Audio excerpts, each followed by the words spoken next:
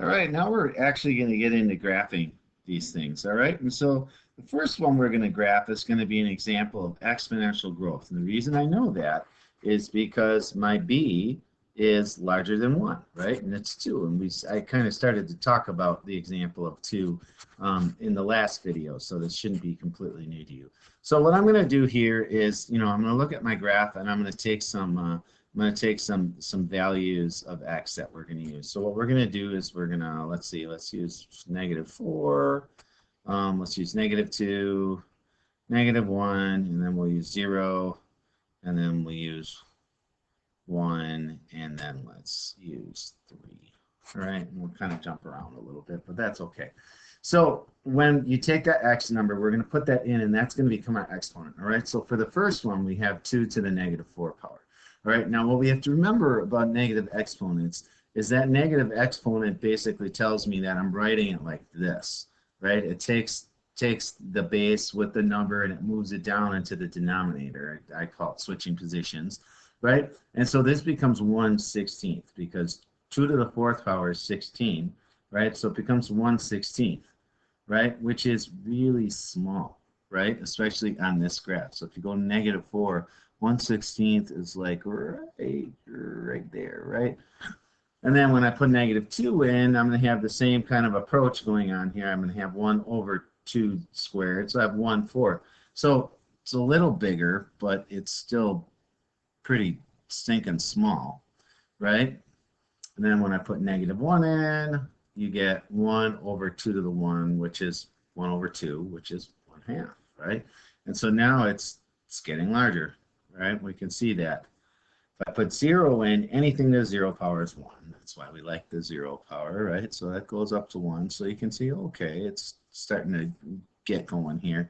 And we have 2 to the 1 power, which is 2, right? So we got right there. And then when we put in 3, right, we have 2 to the 3rd power, which is 2 times 2 times 2, which is 8, right? So we'll go over to 3. We're going to go all the way up to 8. And you can see that this thing is starting to get large, right? And so when we put in our asymptote, right, and there is kind of a way to do this. It's sort of, you know what? I'm gonna use purple. So if we put in our asymptote is going to be along this axis right here, right? It's right here is this asymptote.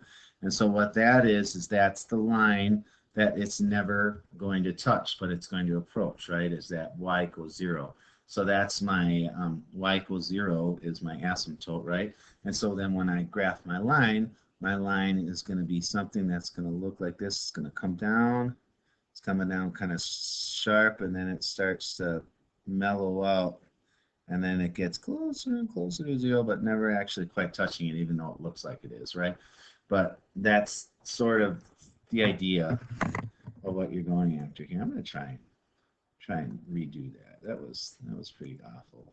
I think I can do all of this better. What do you think? Well, all right. So my asymptote is going to be, and usually for asymptotes you use a dashed line. All right. I'm going to use a different color just to kind of show. Right now I'm going to put in. Right, so that's my y equals 0. That's my asymptote. I'm going to go back to black, and we'll use a thicker kind this time. All right, and then we'll put in my points. Right, I got wider half, 0, 2, and then 3 was 8. Right, and then so this thing is, and it's these are hard to draw, with any kind of accuracy. And it starts getting bigger quickly, and then we'll sort of take it and sort of sketch it up, and there it goes off in that direction. So going this way, right, it's going to -infinity, and then going this way, it's going to positive infinity. So that's my end behavior, right? So my domain is that I can put any x values in this thing, right? So it's all real numbers, right? We like that. And then the range is, well, what y values are going to work in this? Well, it gets close to, but never quite touches 0, right? So it's y is greater than or equal to 0. Okay, so simple enough. Now we're going to look at one that is an example of decay, right? So for decay, right, we're still doing what we're doing, where we're going to put in our numbers. So let's start with we'll put in let's put in negative, we're -2, put in -1, put in 0, 1, 2, and 3, and let's see what happens. All right, so we're going to have 1/3 to the -2 power. Now, when you have a negative exponent acting on a fraction, basically it just flips the fraction. It becomes 3/1 squared, right, which is the same thing as 9, right? So you get 9 here. If we have 1/3 to the -1 power, that's 3 to the 1 power. So that's 3. Anything to the 0 power is 1, and then 1/3 to the 1 power, right? That's easy. I don't need to write that down. That's 1/3. And then when you square it, you have 1/3 squared. Well, that's 1/3 times 1/3, so that's 1/9, right? So that would go there.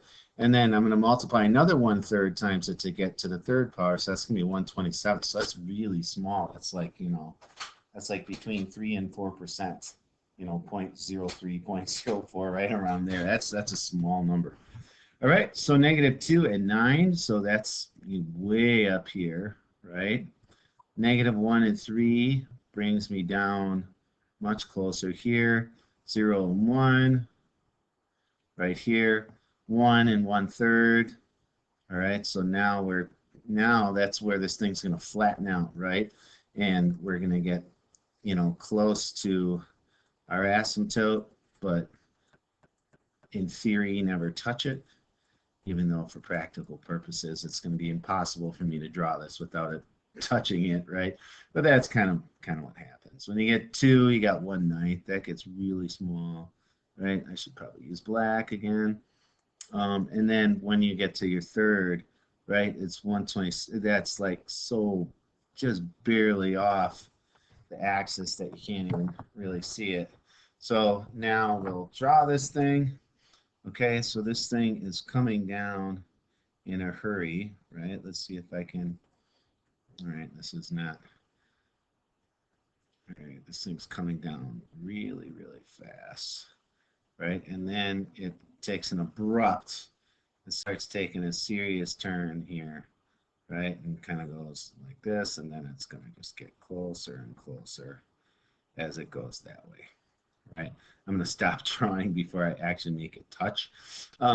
So remember, as it's going this way, right, it's going to get closer to positive infinity. As it goes this way, it's going to get closer and closer to negative infinity. That's what, your y's do, right?